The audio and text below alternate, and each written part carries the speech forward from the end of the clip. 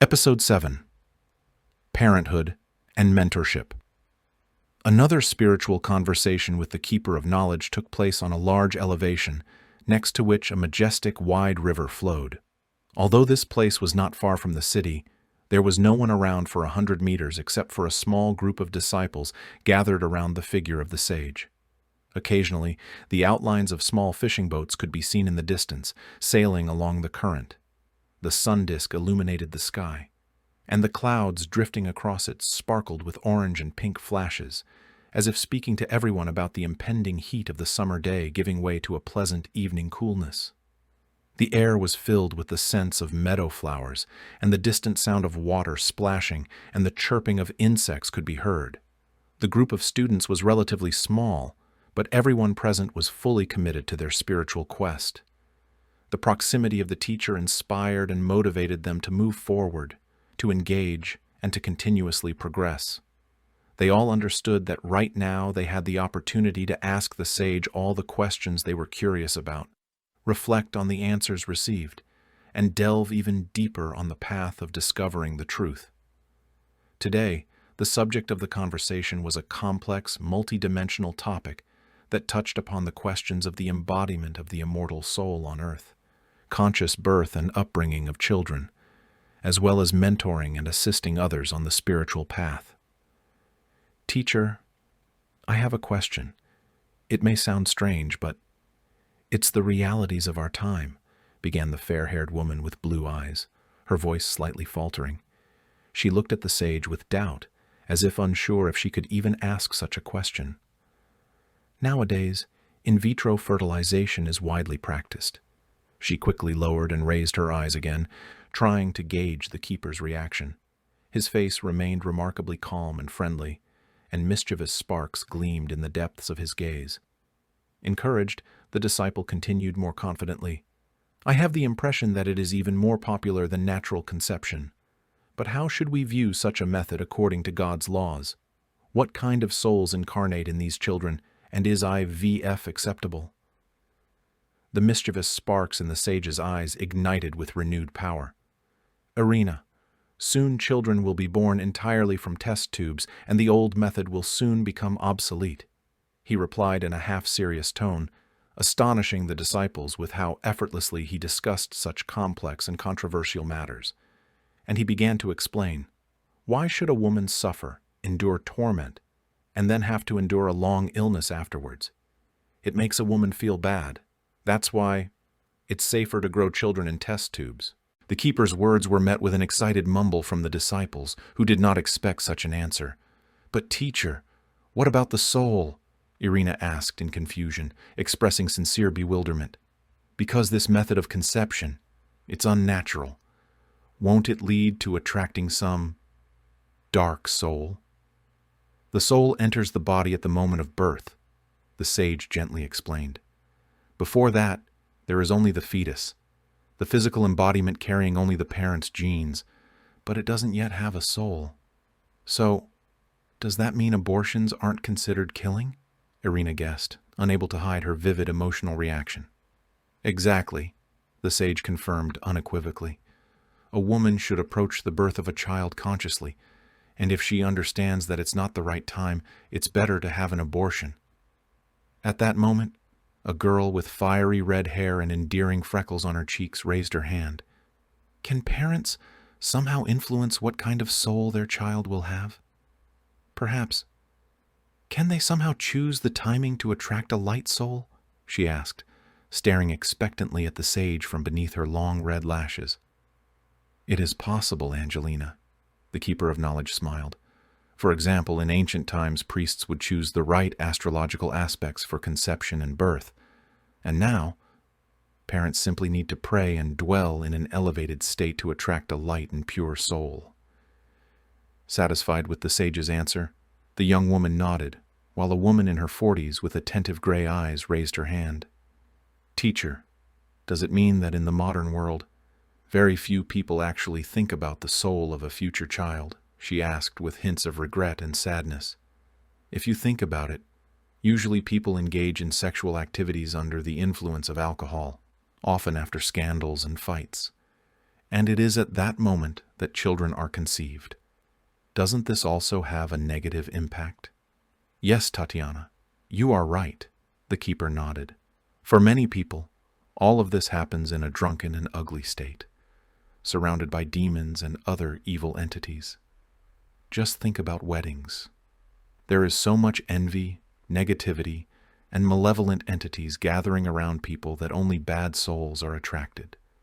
No one prays, no one tunes in to anything sublime. How can a good soul be attracted then? The sage paused and cast a gaze into the distance, where the full-flowing river merged with the painted sunset sky. Observing his gaze, the disciples froze in contemplation, reflecting on the Master's words. Therefore, in order to attract something good into our lives, we must be in a state of prayer, with an open heart, the sage continued. And if a wedding is accompanied by drunkenness, if someone conceives a child after scandals, fights, and disputes, what can result from that? What good can be attracted after all of that? That's why we live so badly. When the teacher finished speaking, Tatiana raised her hand again. With respectful trepidation, she looked at him, gathering her thoughts for a new question. Dear Keeper, another popular trend now is surrogate motherhood, she began. Many celebrities don't want to ruin their figures. They want to avoid all the negative consequences of pregnancy, so they simply take their own egg, combine it with their husband's, and implant it in another woman. Does that make it better? The sage met the disciple's gaze, and she noticed the sparks of mischievous amusement in his eyes once again. It's a reasonable solution, to spare oneself from suffering at least, he replied with a smile. Really? Tatiana asked, raising her eyebrows in a gesture of surprise. She clearly did not expect such an answer, and the teacher, seeing her reaction, laughed kindly. Of course, he said with irony, making it evident that he was exaggerating the situation, urging the disciples to see its absurdity and laugh at it. Let someone suffer, let someone get sick later, but I will have a check mark. The child is already here. Isn't that right? The sage glanced at the disciples. Many women give birth to a child just for the sake of a check mark, simply because it's what you're supposed to do. But who needs it? No one thinks, here comes a soul into the world. What can I give to this soul? Just feed and clothe it. That's how we feed and clothe domestic animals. So perhaps it would indeed be better for many people to have dogs and cats instead of children. The young man with expressive dark, long hair tied in a ponytail half questioned. The statement sounded quite bold and assertive, and noticing this, the sage smiled with a gentle, translucent sadness. Yes, Matvey, in many cases, that would be better, he replied softly, with astonishing calmness in his voice. Then parents wouldn't be able to harm their child's soul. They would focus on taking care of a pet, expressing emotions towards it that they would want to show. Then there would be less harm. But here we have a human being, and nobody asks themselves, what will I give to their soul? Can I impart wisdom and elevated emotions? Can I teach the soul to walk towards God, make it religious and spiritual? What if there's nothing to give? If a person is still in an unawakened state? Matvey asked again. In that case, a person wouldn't even contemplate these questions, the sage explained. And if they start awakening and pondering, then they may come to the understanding. If I have nothing to give, why should I bring someone into this world now? I need to become someone, possess something noble and luminous first. And then, when there is something to pass on, only then can I have a child. And at that point, it doesn't matter how it happens, through IVF or otherwise. You know, many people think like this. We grew up in such conditions, constant parental fights, scandals, fights, negativity. Well, and nothing happened to us. And our child will grow up just fine. We'll just check the box, create an illusion that everything is normal with us, that we're like everyone else. Tatiana expressed her accumulated thoughts and emotions and turned her gaze back to the teacher, awaiting his comment. All of this happens out of ignorance, which is why we live so badly. He stated the fact with a barely perceptible translucent sadness, acknowledging the existing state of affairs that couldn't be changed overnight. If everyone truly saw what was happening, they would be appalled. And then they wouldn't procreate. They would reject these ideas of checking boxes in their diary. They would think, I will have a child to pass something luminous to their soul, to welcome that soul into a spiritual environment, not into conflicts, not into constant scandals. If people seriously contemplated this, the majority wouldn't procreate at all. They would think, what will we give the child? We can't give anything. We have constant drinking, scandals, fights, and negative emotions. We'll only poison the new person, make them morally crippled. Why do we need all of this? We'll destroy another soul this way. The teacher finished speaking, and a silence settled around him, interrupted only by the gentle splashing of water from the nearby river. From the expressions on the students' faces, it was evident that they were trying to ponder the new portion of information, to process it within themselves. Finally, a bright brunette raised her hand. She had been attentively listening to the questions of others and the sage's responses, but she hadn't asked any questions herself until now. "Dear keeper," she said, "what should one do if they already have children? Until what age should they continue to raise the child, and when is it appropriate to let go?" It was evident that the teacher's answer to this question was of great importance to her, as it was connected to something personal, a situation that was troubling her in the present moment. "Victoria, you should release the child right from early childhood," the sage replied, sending beams of acceptance and support to the woman. Osho, for example, described his own childhood like this: "I am grateful to my grandparents for not pressuring me, for not trying to make something out of me. I could freely run, play, swim in the river as much as I wanted, and wander in the forest. And it was through this that a sense of freedom emerged in me, and I started feeling like an individual. But when I was 7 years old, I was taken away from my grandparents, and that's when everyone started piling up on me, pressuring me, imposing their beliefs and programs, immersing me in illusions. They tried to do this at home and at school, but by then, the spirit of freedom had already been nurtured within me. So I actively resisted all attempts to impose masks on me, make me play roles, and make me fall asleep, and it helped me." "So does that mean children should be released right from early childhood?" Victoria asked, surprised. "Yes," nodded the master. "Usually parents don't release their children. Instead, they think, we need to do something with them, raise them, instill rules in them, constantly swaddle them, scold them, prohibit this and that. But what good comes out of it? They take away a person's freedom, the opportunity for independent development. But how can we release them so early? After all, the child is still young. They don't understand anything on their own." Victoria attempted to object as delicately as possible. "Nature is much wiser than humans," the sage replied with a radiant smile. "If the child were allowed to develop on their own, it would be much better. Even in early childhood, a child feels, now it's time to run. Now I feel like sleeping. Now I want to eat. And now, on the contrary, I don't want to eat. Their body is still intact, so it naturally knows what to do and how. It is the parents who should learn from the child how things should naturally unfold and not impose societal programs on them.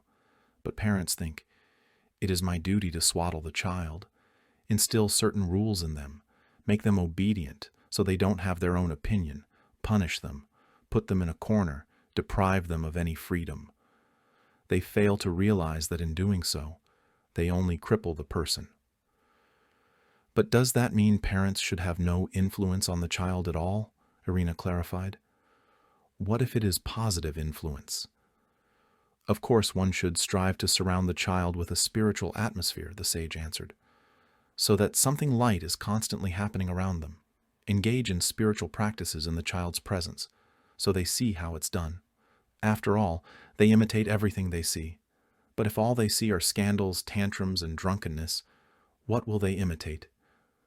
The keeper of knowledge paused and looked attentively at Irina, then shifted his gaze to the other students, seeking their reaction to his words. They listened to the sage, holding their breath, trying to grasp the essence at a deeper level. "One should lead by example and demonstrate to the child spiritual and elevated expressions," the teacher continued. Surround them with sublime impressions, so they listen to divine chants, watch spiritual movies, and read intelligent books. Then they will grow spiritually.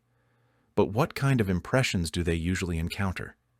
The sage posed the question to the students, this time expecting their response.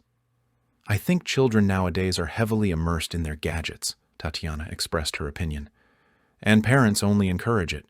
It's easy for them to brush off the child's questions and simply send them to the internet, let them delve into that. But what will they find there?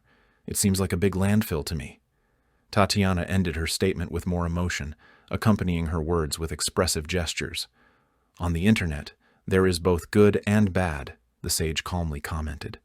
But children often come across negativity there, fall under the influence of bad games, scammers, and start playing dangerous games where they are encouraged to go and jump off rooftops or do something else. Yes, they find all of this on the internet because no one takes care of them. No one nurtures their spirituality. Their parents say, "We don't have time." They believe that it's the educator's responsibility to teach them in school, but even they can't do it. There are no proper programs, and in school, children are often only turned into zombies instead of being developed. And then the question arises again. Why did they even have a child if they don't have time, can't take care of them, and can't give them anything? Why did they bring them into this world? What for? To tick a box and be like everyone else, Matvey replied with bitter irony in his voice. Yes, that's the main goal, to make me like everyone else, so that everything seems to be going fine in life. But that's precisely the biggest misconception. For a child to develop properly, they need to experience elevated emotions, to be immersed in a spiritual environment. And for that, their parents themselves must be spiritual. Only then can the child be given more and more freedom. As the students listened to the teacher, they became increasingly engrossed in his words and explanations, filtering them through their own experiences and emotions. When he finished explaining, the hand of another student, who had been attentively following the conversation, shot up. It was a fully gray-haired woman in her 60s, who still retained grace and attractiveness at her age. "Keeper," she began, respectfully looking at the sage, "tell me, what should we do if a child says, 'I don't want anything'? How should we handle this situation? Force them to do something against their will? But it's clear that this isn't a solution either. Vera, the child doesn't want anything because they have already been corrupted, and then someone realized it," the sage replied. "But it's too late now. They have already formed in that way. Now they don't want anything. Therefore, we must not miss the opportunity to teach the child to work, to toil, to engage in something useful and meaningful. Then they will grow up normally, because they will be occupied with something. And if they are given a computer to entertain themselves, they will search for some nonsense, sit there and do nothing. Furthermore, parents constantly indulge them, and they become accustomed to overindulgence. And then they become lazy, unable to do anything with their hands because nobody asks anything of them. And when they are told, 'Develop yourself spiritually,' they no longer want to, because they have been turned into a lazy slob who only eats, sleeps, lies around, and plays on the computer. After that, they won't want anything, because the most detrimental thing has already been done. Their soul has been practically destroyed.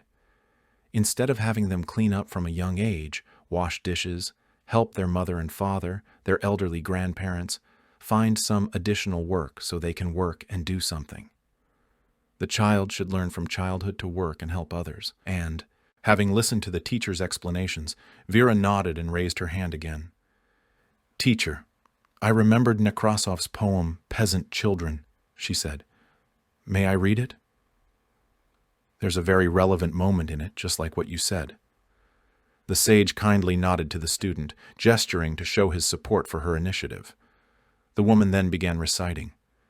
These lines were familiar to everyone since childhood, and many students smiled, recalling the poem. "Once, in the cold winter season, I emerged from the forest. The frost was strong. I see a horse slowly climbing up the hill, pulling a load of firewood, and walking proudly, in calm order, A peasant leads the horse by the reins, in big boots, a sheepskin coat, in large mittens, and he himself is all frozen. "Hey, lad, just keep going. You look so fierce, I must say. Where did the firewood come from? From the forest, of course. My father chops, and I take it away." Axe of a woodcutter resounded in the forest. "And does your father have a big family?" "Well, it's a big family, but only 2 people, my father and me, all the men we are." "Ah, I see. What's your name?" "Vlas." "And how old are you?" "Just turned 6.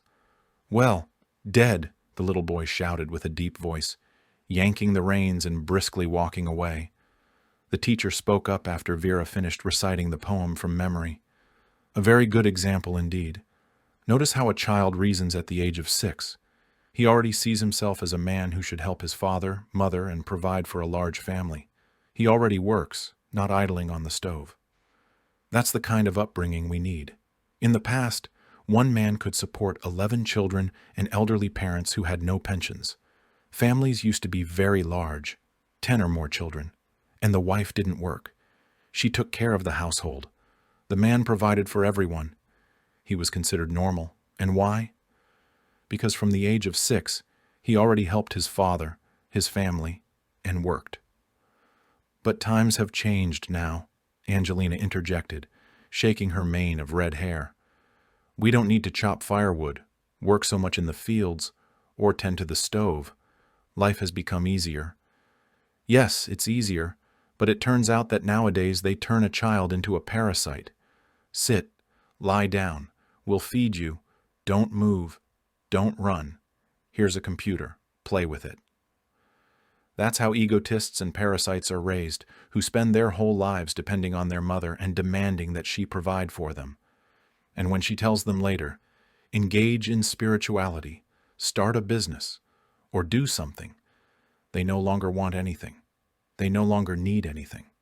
And that is the most frightening thing, the teacher explained, raising his hands as if calling upon each of the students to bear witness to his words. Well, if that's the case, is it already too late if a person has grown up like that? Irina asked. There's always a possibility to change something if a person wants to and begins working on themselves, the sage philosophically replied.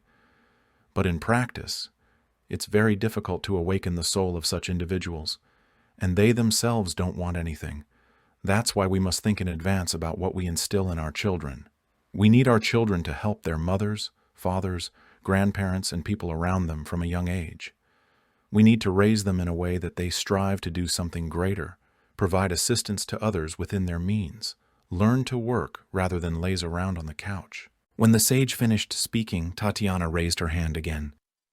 Dear Keeper, I have a question, she began. Many female students in our group who do not have partners really want to attract one and have children. Should we explain to them, using real-life examples, that it is a heavy burden and hard work and a great responsibility, and that it does not bring freedom? That this desire is not even their own? Yes, many people want to have children simply because it is socially accepted. They think to themselves, everyone else has children, so I should too. But is it really necessary for them? Replied the sage. That's the thing. Not many people think about it, Tatiana said. And I don't know if it's worth telling them or trying to dissuade them from dreaming about it. If a person is even slightly spiritually awakened, they need to be explained. They need to be aware of their actions and the responsibilities involved. Otherwise, they end up having children simply because it is the current norm. It's like the trend of owning cars. Nowadays, it is considered that everyone should have a car. But why does a person need it if there is public transportation? If someone lives in a place where public transportation doesn't reach, then it's understandable how they would need a car to get around. But in cities, there is public transportation, and even metro systems, allowing people to travel everywhere without traffic congestion. But no, I need a car because everyone else has one, and why should I be any different? Then the person buys some rundown car on credit, constantly repairs it, and it keeps breaking down. But they can at least check the box. I'm just like everyone else, I have a car. The same goes for family and having children. It's obligatory to have them just to check the box. But why? If they genuinely meet a worthy man, then it's a different story, and they can consider getting married. If a field of love is created within the family, a spiritual environment, the most elevated states, then they can attract a light soul. But otherwise, what is the purpose? Concluded the sage. But it's so hard to explain when a person doesn't even come close to understanding, doesn't want to contemplate where their desires come from, Tatiana said. Teacher, can we say that envy guides his actions? Yes, we can, the sage replied. It turns out that people envy each other and keep looking. If someone has something, then I need it too. But it's a painful state. People need to be explained that it makes no sense to envy, to do everything for appearances, to follow some trend. Instead, it's better to engage in laughter meditation, dance, tune into something sublime, and enter a good state. Teacher, can we explain this to the women in the group, that in the end, all of this will lead to suffering? Tatiana asked. For example, if they choose an unworthy man, if they have a child just for appearances, it will eventually result in the child suffering, being morally disfigured. Will it not seem like I'm programming them for that? Tatiana, you can and should tell them like that, the sage confidently replied. Society has already programmed them for that, so we need to awaken people if they haven't lost the ability to understand.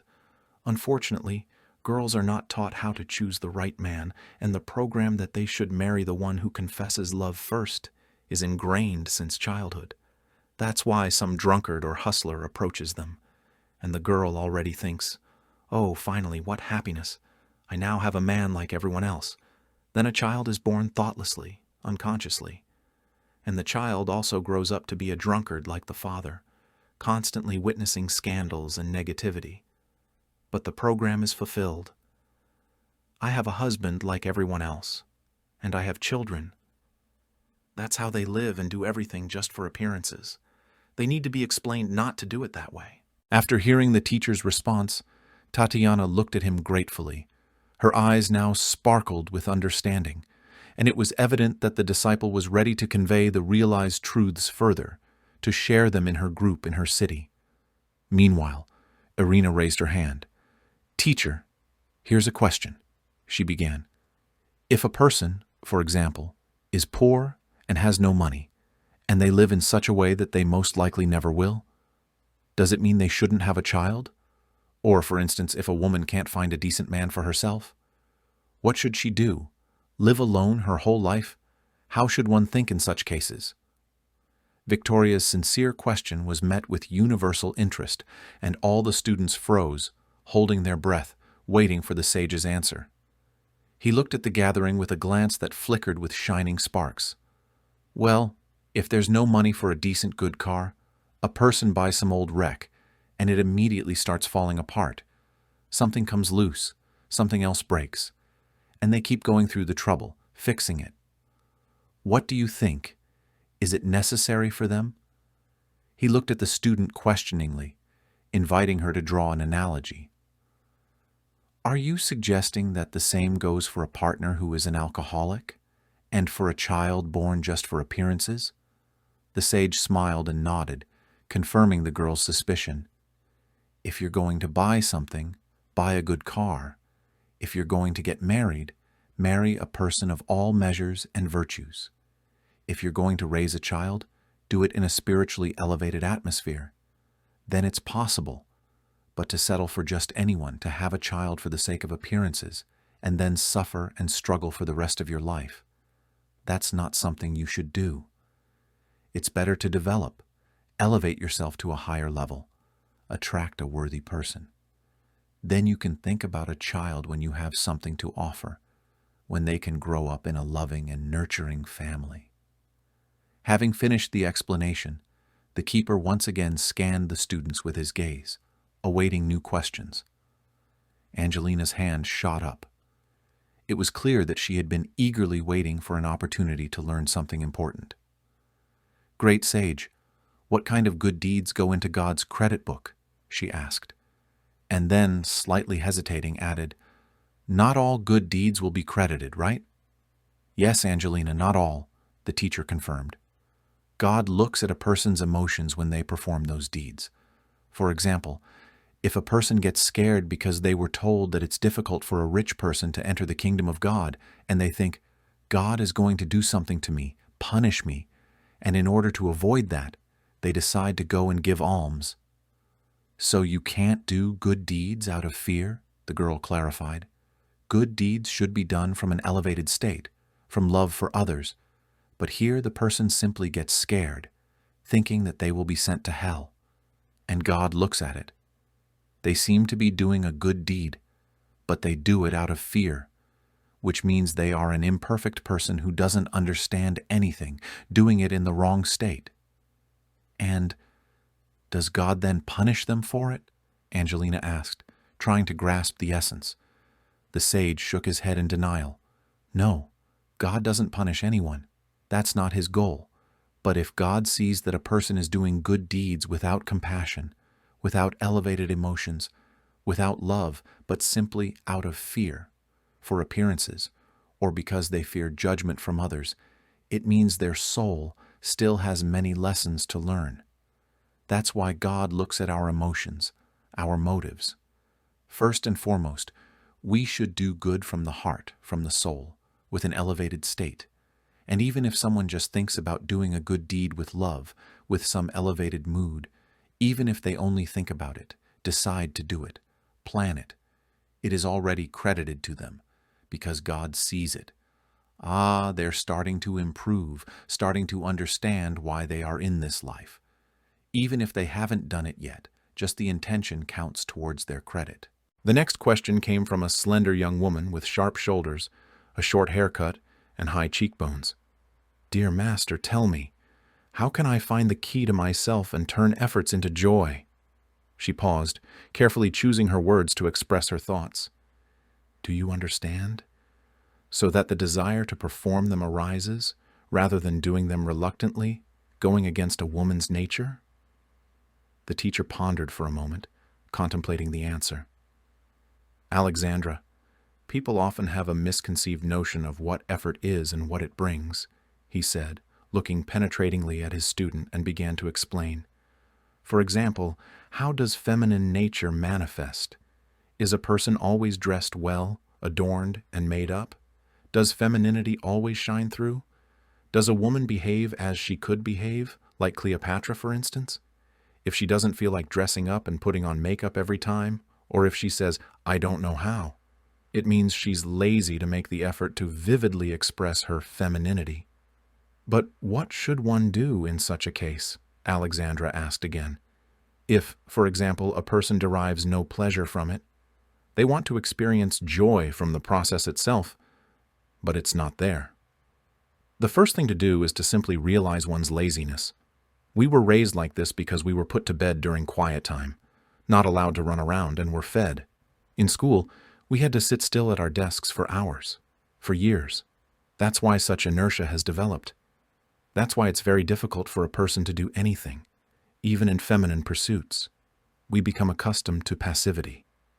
Teacher, but what should we do? Alexandra asked again, and her voice revealed a sincere desire to work on herself, overcome this inertia, and learn to derive joy from activity, from unfolding her feminine essence. How can we change this? The first thing to do is to realize that this passivity constantly hinders us, and it manifests in all areas. For example, if a person doesn't move much, what happens then? What's the result? The sage looked at the student questioningly. Health deteriorates, Alexandra answered without hesitation. And if feminine nature is weakly expressed? The teacher asked again. This time the woman pondered. Well, perhaps they can't attract a decent man. The sage nodded and asked another question. And if a person doesn't learn anything, doesn't work, but only lies on the couch, then they don't earn money? Correct. No matter which situation we consider, a person always loses due to passivity. They lose their health. They can't grow and develop. They can't create a family with a worthy person, and they live in poverty. If a person is passive, They deprive themselves of everything that life has to offer. Their entire life passes by while they only sleep, eat, and watch television. In doing so, their soul gains no experience. Understanding arose in Alexandra's eyes, and she even froze in place as a thought came to her mind. Keeper. Could this be an expression of a desire for death? She asked unexpectedly. In essence, if the soul doesn't gain experience, then the person isn't fulfilling God's task and only wants to return to the subtle level? Essentially, that's correct, the sage confirmed her guess. Tamas, passivity, and laziness lead us only towards death. That's what we need to realize, to look at ourselves from the outside and say, what am I doing? I'm not living properly. This is not life, but some kind of half-existence, barely moving. I barely breathe, barely move, like some sick old man. The keeper spoke without malice, without aggression, and his words carried empathy and gentle irony as he depicted the thoughts of a person suddenly realizing their total laziness and wasted life. A normal life, he continued, is when a person is vibrant, active, doing many good, kind, light, and interesting things. That's when life becomes bright and rewarding. But if a person passively lies on the couch, what will life give them? The master met eyes with the disciple again and paused, allowing her to formulate the answer herself. Nothing, she exclaimed with a sad smirk. They bury him in the grave, and there he'll rest and lie. Despite the somber verdict, it was said with such piercing irony that a wave of smiles rippled among the disciples. The sage smiled too, and his sparkling, warm gaze touched Alexandra.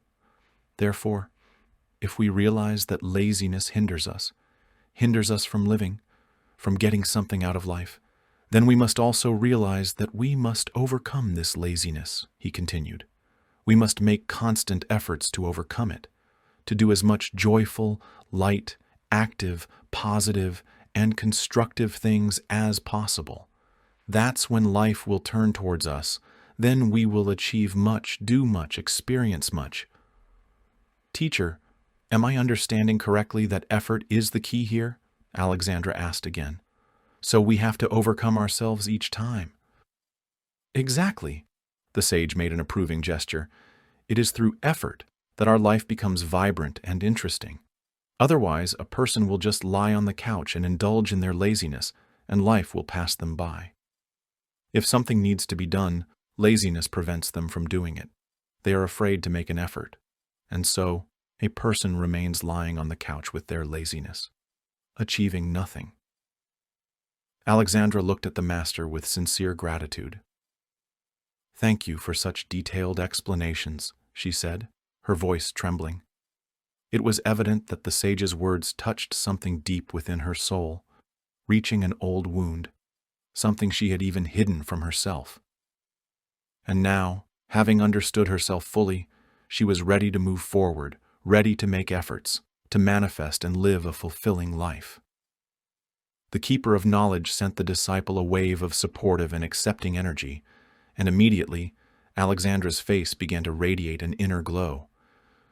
The sage smiled and turned his gaze to Tatiana, who had been raising her hand for a few minutes, intending to ask a new question. Master, please advise. She spoke with a slight unease, evident in her voice, which indicated the deeply personal nature of her question. How can I help my 12-year-old child avoid repeating my mistakes?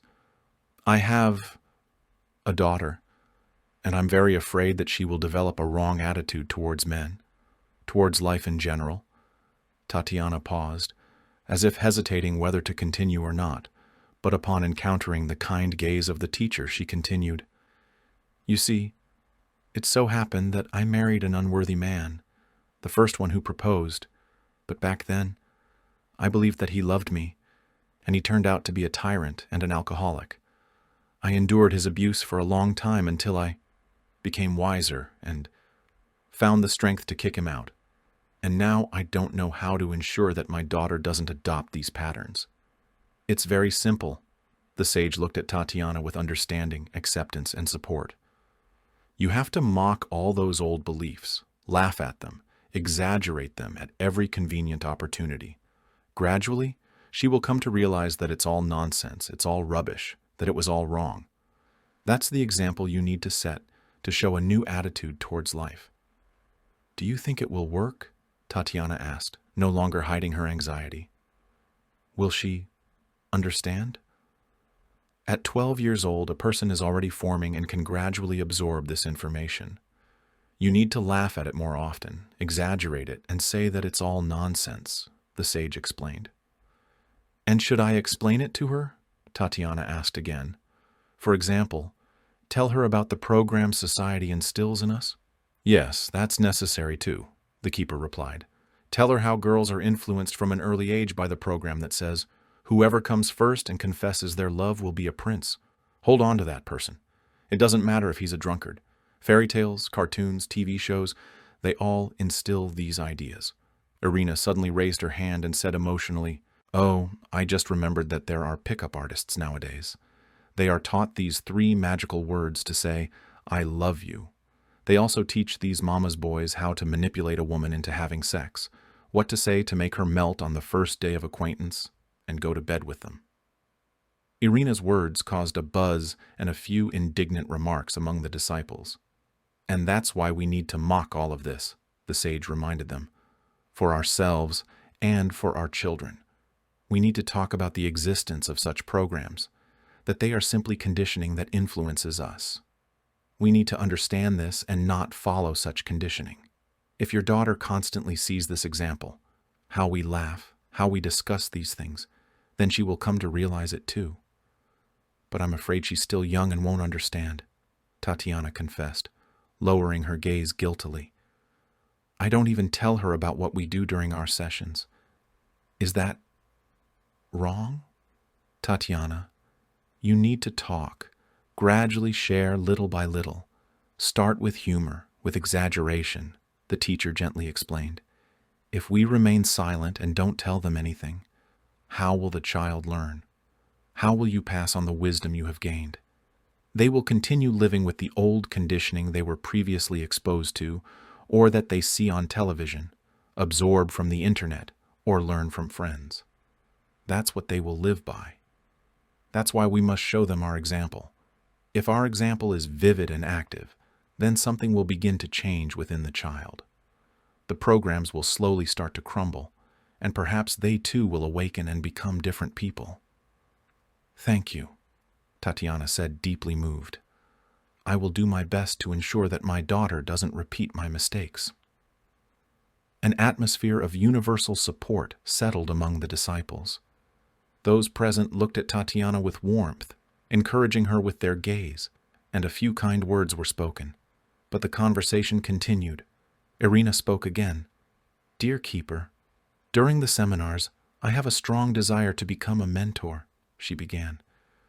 But when I return to society, when I switch back to work and everyday life, that desire somehow fades or takes a back seat. Tell me, how can I truly understand myself? How can I make the right efforts on the spiritual path? Irina, a person consists of many parts, the sage began explaining willingly. There is also a spiritual part. Let's say a person attends a seminar and their spiritual part begins to develop. Finally, it receives nourishment for itself, impressions. The person returns home, and another part kicks in, the part that argues with their husband, carries the burden of the entire family, and works from morning till night. When these parts activate, the spiritual component, at that moment, loses its impressions. And when it doesn't receive impressions, it begins to weaken. So, after the seminar, the spiritual part weakens, while the other parts, on the contrary, grow stronger. They feed on negative impressions and become stronger. Negativity surrounds us. Workplace scandals, worries about the new workday, overtime hours. And then there's always a dissatisfied boss, clients arguing. What if a person is working 2 or 3 jobs as well? Teacher, but what should one do in such a case? How can one resist this influence? One must constantly nourish the soul with elevated impressions, the keeper of knowledge explained calmly and confidently. Take a music player with headphones and listen to our transcendental music, divine chants, audiobooks. Instead of dealing with an alcoholic husband, absorbing conflicts and all the negativity at work and in the family, why be in these negative states? Instead of immersing oneself completely in routine, it's better to receive elevated impressions. A person must decide for themselves to dwell only in the lightest, good, and joyful states. If they are in these states, then everything is good for them.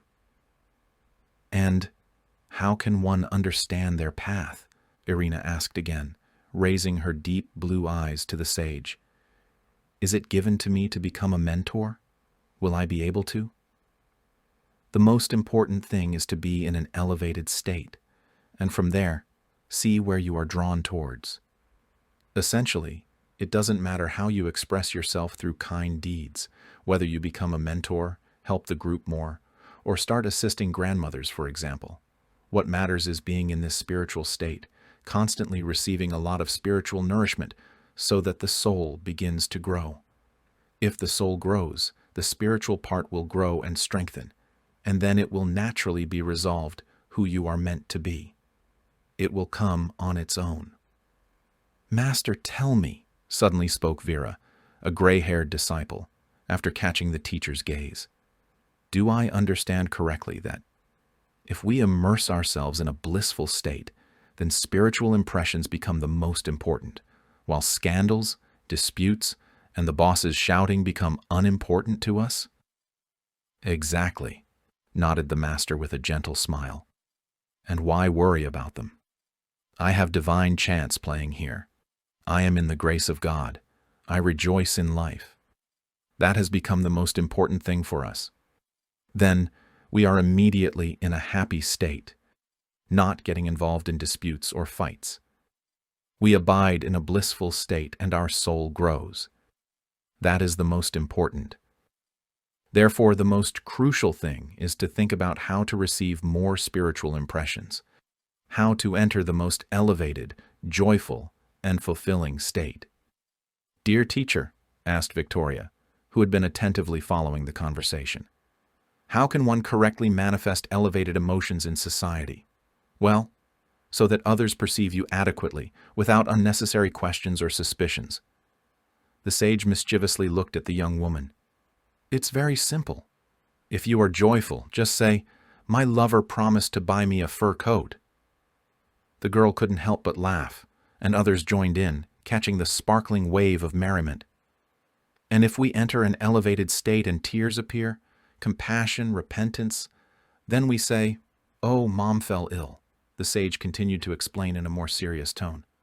People need a clear explanation so that they can understand and continue to freely express their emotions. If you mention a lover, everyone will understand. The same goes for Mom. And then there won't be any more questions about why we're rejoicing or crying. Such an explanation is normal and acceptable for them. They might even start to envy us, thinking, "Wow, she's happy. She has a wealthy lover. I should do something for myself too." The main thing is to label everything correctly, and then everyone will understand that we're just like everyone else, that we live under the influence of the same beliefs, think in the same patterns, and therefore everything is fine with us. But if they see something unfamiliar like, "Oh, she doesn't live by the same values as we do," we must attack her, guide her onto the right path so that she walks towards the abyss with us. Dear Master, Victoria spoke again, deciding to ask another question that interested her. Why do I believe strongly in something, while in other cases I don't? What does it depend on? Where does this disbelief come from within us? The girl spoke with great sincerity, trying to describe her feelings and emotions as accurately as possible. I seem to want to believe in everything you say, but often I feel like something inside is hindering me. These are the implanted programs within us, the keeper responded definitively. Let's say I tell you that children should only be born in a spiritual environment, and immediately you start thinking, well, but how am I going to create that environment? A barrier, an obstacle arises, and you slide into disbelief, because to believe you have to accept it, you have to follow it. And now you're thinking, when will this spiritual environment come? Maybe we should just have children as we are. It turns out that we are experiencing a collision with some program that is embedded in a human, Victoria reiterated, trying to better remember and understand the meaning conveyed by the teacher. To believe means to do something good, something light, to transform one's life in some way, right? Yes, you understood correctly. But it seems to be something complex. It's difficult to change what is familiar. It's hard to make an effort and start moving towards the light. It is at that moment that disbelief arises, because we always encounter programs, influences, thoughts, laziness, and negative emotions, responded the teacher. Matvey raised his hand, requesting permission to speak. Teacher, he began, let's say you said, don't get offended. But let's say I think, how can I not get offended when emotions overwhelm me? When someone treats me unfairly, doesn't understand me? How can I rejoice in that? And that's when disbelief arises, right? I doubt it, which means I already consider it all wrong. Yes, Matvey, that is also a very illustrative example, spoke the sage. And does it work the other way around? The student clarified. For example, if I have already thought about something similar, and then you mention it, and then those words resonate with my thoughts and I say, I believe, because I'm already inclined towards certain things. That's right. For instance, there's Shavasana, a yoga pose in which a person lies down and deeply relaxes. And you have already practiced it somewhere, and it seemed very easy and pleasant to you. So when you remember it, and my words align with what you already have, you say, oh, I believe. But if the words don't align, if implementing them seems difficult and challenging, if it requires self-change, then it's much easier for a person to say, oh, then I don't believe. The sage once again surveyed the students with a perceptive gaze, trying to understand the extent of their comprehension. They all looked at him with wide-open eyes, striving to listen and absorb every fragment of truth. Then he continued, in a person there should arise not belief and disbelief, but deep understanding, clarity. They should understand the reasons behind their emotions, thoughts, and processes that occur within them. For example, why do I want to lie down in Shavasana? Because I truly feel like being lazy. But doing something difficult is not something I feel like doing. So I resist. Laziness within me. Certain programs. Negative emotions resist. That's why I don't want to do it all. If a person genuinely sees all of this within themselves, if they understand all their internal processes, how everything unfolds, then they no longer have belief or disbelief, but understanding. This is who I am. This is what I consist of. They see themselves realistically and already work on themselves. Dear Keeper, how can we understand that someone has truly become a spiritual student and is not just imagining it? Angelina asked with a clear voice. If they have become a spiritual student, it means they are trying to change themselves, the master explained. But those who come here just for show usually say things like, I have been in the school for 10 years. Why hasn't anything happened? And when they are asked, did you do everything you were told? Zrinya, it turns out they didn't, that they either did very little or only did what they liked. But when it seemed difficult to them, they didn't do it. But I don't understand, the girl exclaimed sincerely. If you don't want to do anything, don't want to work on yourself, why even engage in spiritual development? The keeper slightly spread his arms, acknowledging that Angelina was simply expressing her emotions, and this question did not require his answer. For various reasons, he replied with a touch of mystery. But the essence is not in that. It's about people who come for show and then wonder why nothing is happening to them. You can attend classes for 10 years, but if you don't work on yourself, if you don't apply the knowledge in your life, there will be no changes. A true student is someone who has received the knowledge and thinks, oh, that's great. Now I will start practicing this. I will start doing it now. Then they immediately begin to change, and they start experiencing spiritual growth. A deep understanding lit up in the eyes of many students. The teacher could see that they were internalizing his words, that they were contemplating right now how much they themselves truly were genuine spiritual students. He paused for a moment, giving everyone time to reflect. The sun disk was almost descending below the horizon, and the profound spiritual conversation was coming to an end. However, the teacher wanted to allow for one more question. His gaze met Vera's, and the middle-aged woman with silver hair began to speak. "Dear Keeper, can a soul refuse to incarnate on earth, or does it have no choice, and God will send it to develop anyway?" "It's like refusing death," the sage replied, and a transparent smile touched the corners of his lips. "Even if a person decides to refuse death, they will still die. Similarly, we cannot refuse incarnation, because it is God's decision. If a person has not yet become an angel, they must incarnate." "But teacher, tell us, how does it happen?" the woman asked again. "How does God understand that now is the time? How does it manifest?" "Because the subtle bodies of a person disintegrate. Their physical body disintegrates on earth, and then, after some time, the subtle bodies also disintegrate, and that's when the person needs to incarnate. The mental and astral bodies break down. How will they live on a subtle level? They can no longer stay there. That's why incarnation occurs. And what if a person has strong astral and mental bodies? Then they can live at a subtle level for a longer time. And when their causal body develops, they no longer need to incarnate. But as long as their bodies are underdeveloped, as long as they disintegrate, they are compelled to die. So, it means that even on a subtle level, a person dies?" Vera exclaimed. "Yes," nodded the sage. "In the subtle level, a person also dies, and immediately after that, they incarnate in the physical level. We cannot avoid this process until we have developed our soul. If we spiritually evolve, then at one point, we will cease to incarnate. We will become angels. That's why we must strive to understand God's lessons quickly, go through them all, and no longer incarnate, to become angels and begin to help all souls and people from a subtle level." A tranquil silence settled upon the clearing around the teacher.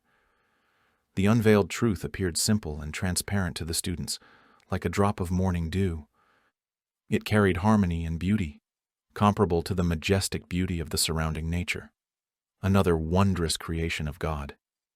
In that moment, everyone immersed themselves in an extraordinary state of closeness to Him. It was as if they could feel His breath in every breeze, in the rustle of each blade of grass, in the enchanting scents of meadow flowers. At that moment, there was no desire to ask anything further or engage in discussions. They only wished to absorb the beauty and revel in the proximity of truth. The sage looked upon the disciples with a loving gaze and began to recite the lines of a spiritual poem. Above the vast universe, I soar, I, who lives forever and once, long to merge with the immense world, with the sense of all and every breath. Having embraced the beauty of all galaxies, I, who lives in everything and everyone, contemplate my own emptiness in the twist of spatial illusion, sparkling amid myriads of stars. I, who lives instantly and eternally, will cast a glowing bridge, dissolving myself in the infinite. In our extreme times, when the fate of the entire planet is at stake, it is crucial for the knowledge of angels and benevolent spirits to spread as quickly as possible, globally, and reach thousands of people. In this way, we can change the future of all humanity. Which is why we are addressing you, dear soul of light. Spread the knowledge about our wise books and films. Share links to videos or cartoons. All of this is available and free. Invite women to individual practices, webinars, and seminars. And the Great Spirit of Light will help you and your family.